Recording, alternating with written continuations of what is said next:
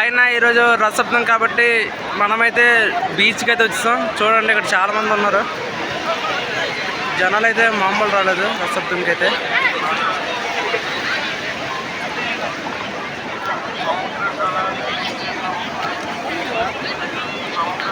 ఎంతసేపు మేము వాలీబాల్ కూడా ఆడాము ఇందులోన. లోన్కి వెళ్తాం, మా ఫ్రెండ్స్ అయితే చూపిస్తాను ఇప్పుడైతే మీకు. పదండి లోన్కి వెళ్తాం.